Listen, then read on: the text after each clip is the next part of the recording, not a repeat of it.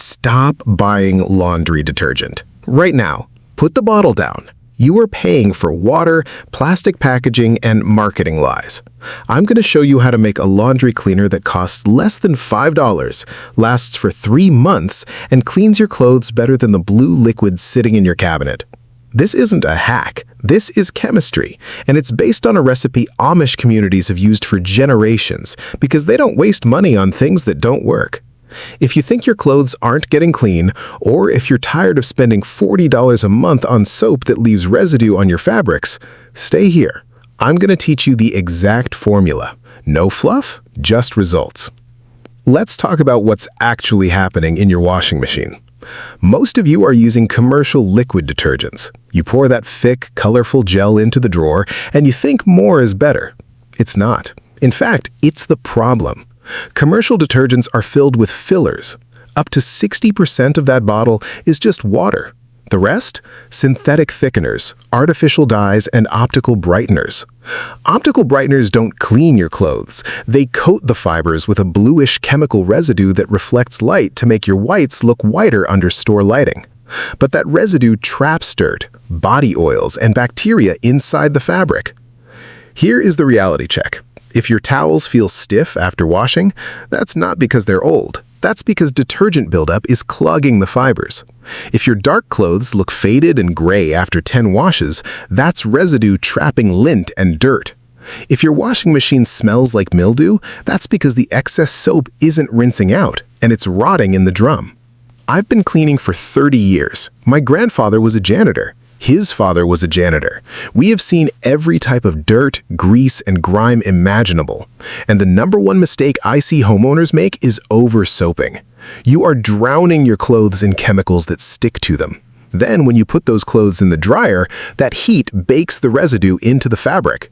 That's why your shirts smell musty even though you just washed them. That's why your skin itches. That's why your baby's clothes feel rough. You are not cleaning your clothes. You are marinating them in synthetic sludge, and you're paying a premium for it. A single bottle of high-end detergent can cost you $15 to $20. You use it up in a month. That's $240 a year. For what? Stiff towels and itchy skin? So why does this Amish recipe work when the store-bought stuff fails? It comes down to 2 things: pH balance and mechanical action.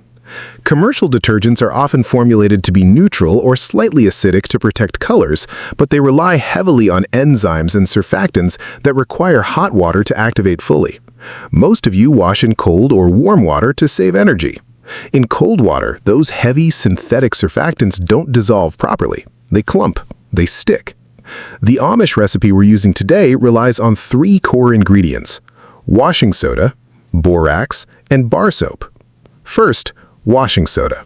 This is sodium carbonate. It is highly alkaline. When you add it to water, it raises the pH. Why does that matter? Body oils, sweat, and food stains are acidic. Acid and base neutralize each other. The high pH of washing soda breaks down the molecular bond of the grease and oil holding the shirt to the dirt. It doesn't just mask the smell, it dissolves the source of the smell. Second, borax, sodium borate. This is a natural mineral. It acts as a water softener. If you live in an area with hard water, like most of the Midwest and the East Coast, your water is full of calcium and magnesium. These minerals bind with detergent, creating soap scum. Borax binds to those minerals first, allowing the soap to do its job on your clothes instead of fighting your water. It also has mild antifungal properties, which helps kill the mold and mildew spores that cause that wet dog smell in your gym clothes. Third, bar soap, specifically a pure, simple bar soap, like Fels Naphtha or Zote. These soaps have been around for a century. They're made from tallow or vegetable oil and lye. They're simple, effective surfactants. Unlike liquid detergents, they don't have thickeners. They don't have dyes. They just lift dirt. When you combine these 3, you get a powder that dissolves completely in cold water. It doesn't leave residue. It doesn't coat the fabric. It lifts the dirt, suspends it in the water, and lets it rinse away. That's it. That's the science. No magic, just effective chemistry. All right, let's get to work. Here is exactly what you need: You can find all of these at any hardware store, Walmart, or grocery store. Do not buy the fancy versions. Buy the basic boxes. Ingredients: 1 box of washing soda. Make sure it says washing soda, not baking soda. They're different. Baking soda is too weak for heavy-duty cleaning. 1 box of borax. 2 bars of Fels naphtha. If you can't find Fels naphtha, use Zote. Do not use Dove or Irish Spring. Those have moisturizers and perfumes that will ruin this mix. Equipment: a food processor or a sturdy cheese grater. A large bucket with a lid. A measuring cup. Step 1. Prepare the soap. Take your 2 bars of Fels naphtha. If they're wrapped, unwrap them. Cut them into small chunks, about 1-inch cubes. Now you need to turn these chunks into powder. You have 2 options. Option A, the food processor. Throw the chunks into your food processor, pulse it until it looks like fine sand. This takes about 2 minutes. Be careful not to inhale the dust. If you have asthma, wear a mask. Option B, the grater. If you don't have a food processor, use a box grater. Grate the soap into fine shreds. This takes more elbow grease, but it works. The key is to get it as fine as possible. Large chunks won't dissolve in cold water, and you'll end up with sticky globs on your black pants. We don't want that. Step 2. Mix the dry ingredients. Get your large bucket. Pour in the entire box of washing soda. That's usually about 4 to 5 cups. Next, pour in the entire box of borax. That's another 4 to 5 cups. Now add your grated soap powder. Step 3. Combine thoroughly.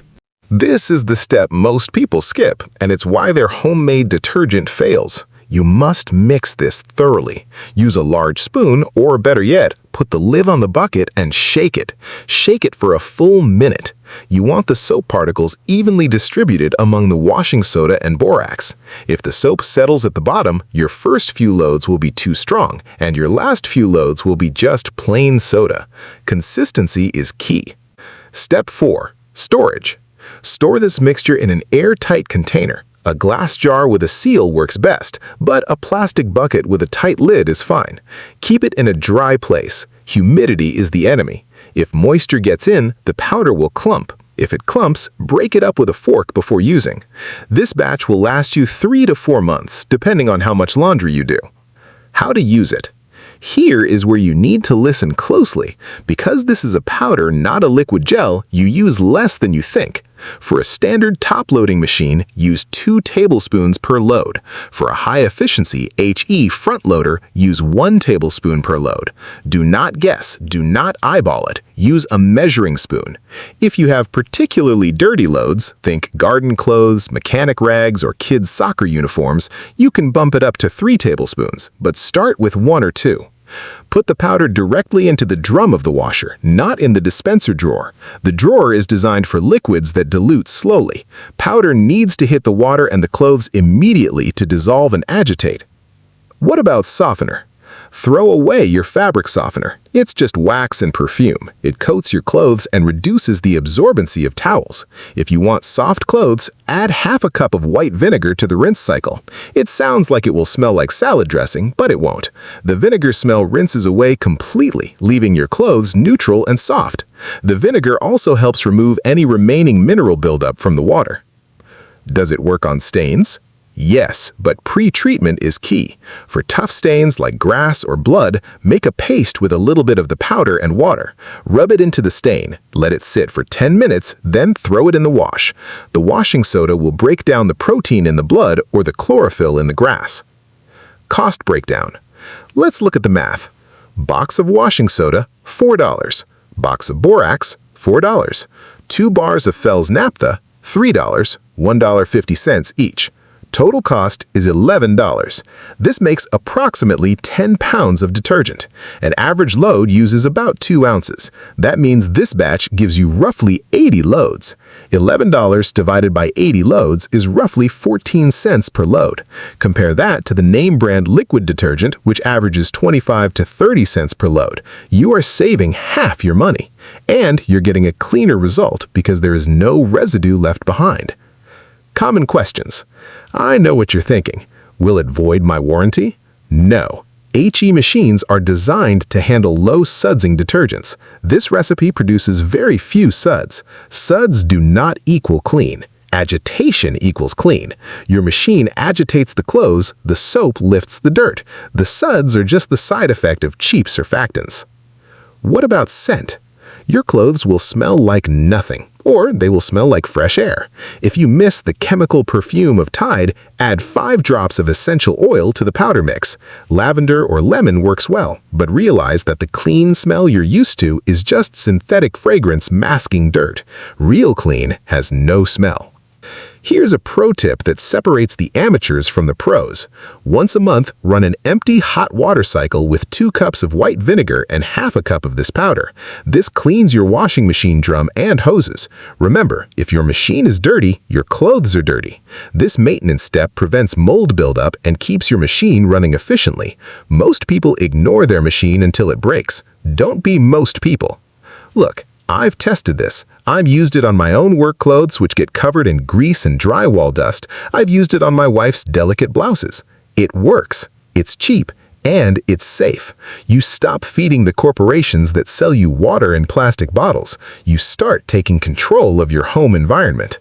Try this recipe for 1 month. Wash your towels. Wash your sheets. Feel the difference. If your towels are still stiff after a month, you didn't rinse enough or you used too much soap. Dial it back. If you found this helpful, hit that subscribe button. I'm Kitchen Shine Master, and I'm here to help you clean smarter, not harder. I don't post fluff. I post methods that work. In the comments below, tell me, what is the one cleaning problem in your house that drives you crazy? Is it greasy cabinets, sticky floors, moldy shower grout? Let me know. I read every comment, and I might make your problem the subject of my next video. And if you want to keep saving money and cleaning better, click on this video right here, where I show you how to clean your gas stove burners in under 5 minutes without scrubbing. It's the same no-nonsense approach. Thanks for watching. Keep it clean.